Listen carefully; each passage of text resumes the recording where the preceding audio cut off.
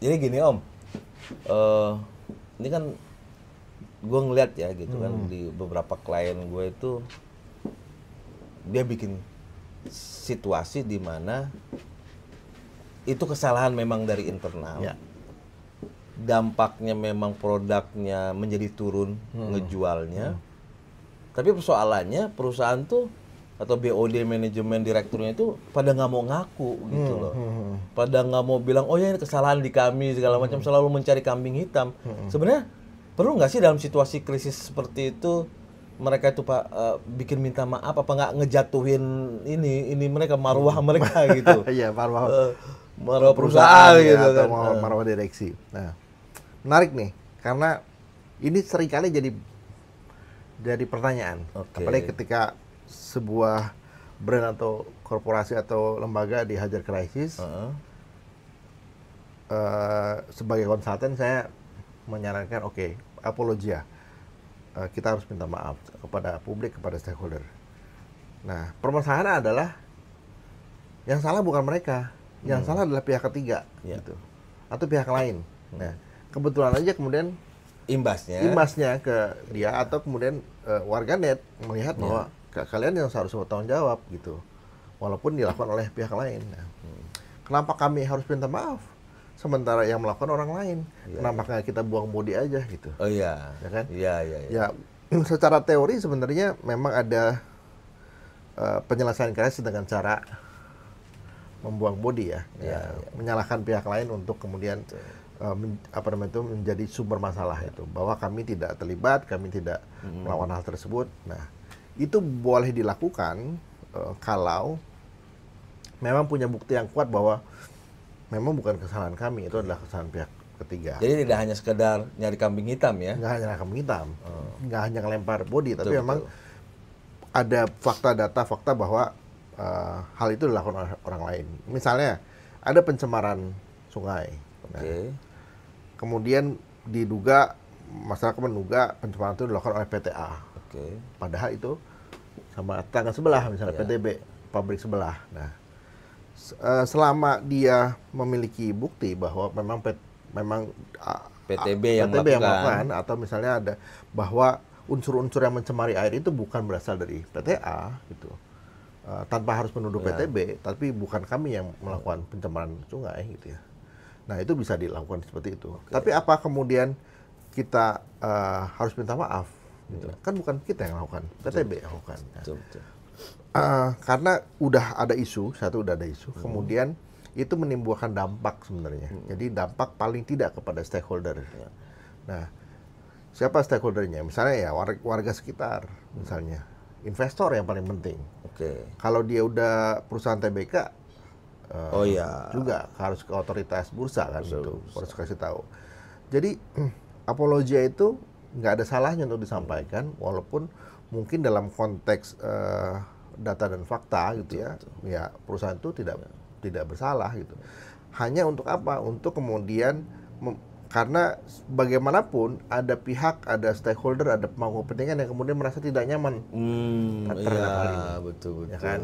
Misalnya saja, let's say misalnya ketika dia mendengar investor langsung jual sahamnya misalnya gitu. Nah, padahal dia cut loss tuh, rugi. Nah, berarti kan ada dampak.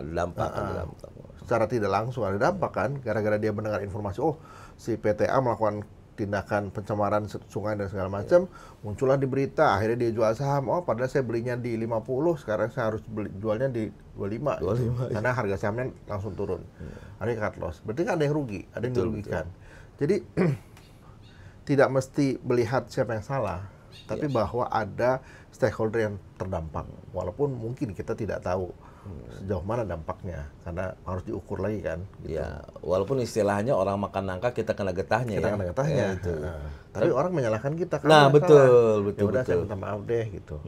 Nah, tapi kasih bukti bahwa bukan kami loh yang melakukannya gitu. Ya, by evidence. By evidence. Nah, dan ada sebuah survei Kang di global ya, survei global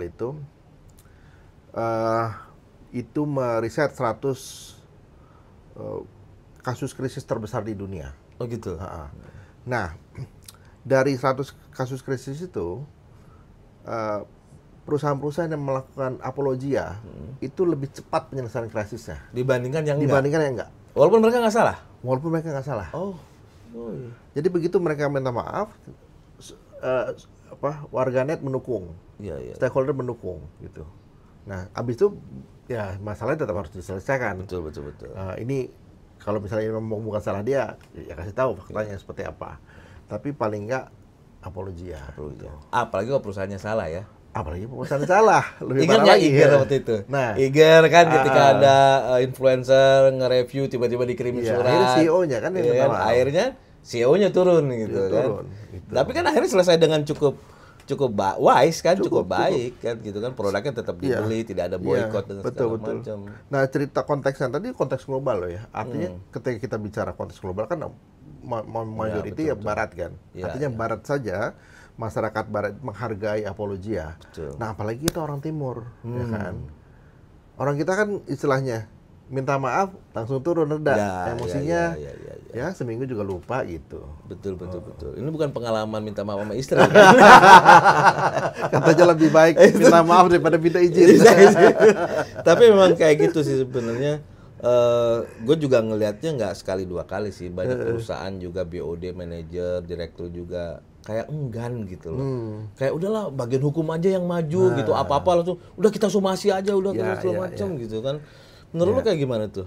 Iya, makanya ketika ada sebuah isu, apalagi itu udah jadi sebuah krisis, pendekatannya jangan lewat pendekatan legal. Oke.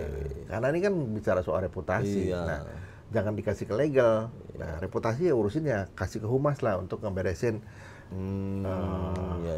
menjaga reputasinya. Pendekatan humanis dulu ya Humanis sebenarnya. lah gitu. Kenapa Apalagi harus ke hukum dulu jangan, gitu kan? Kalau udah ke hukum, nah repot nih, Iya. gitu urusannya. Karena kalau udah ngelawan ke netizen, nah ngelawan warganet, itu kan kayak istilahnya kayak David versus Goliath. Goliath, Nah, betul. Korporasi adalah Goliath dan David dengan teman-teman ini yang banyak nih, udah nyerang. Kita serbu. Apalagi netizen kan, ada satu mainan baru dikejar kita habis-habisan kita gitu kan. rame-rame. Habis lama-lama Apalagi gitu. netizen warganet Indonesia yang terkenal paling julid di Asia Tenggara. Oh, betul. Maha benar netizen dengan segala komentar.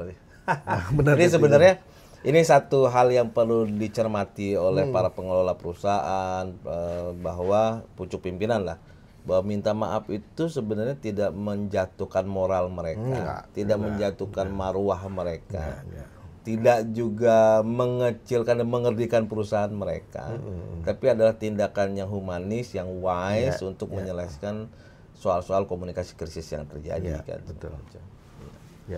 Ya, finally beware companies karena netizen are watching you.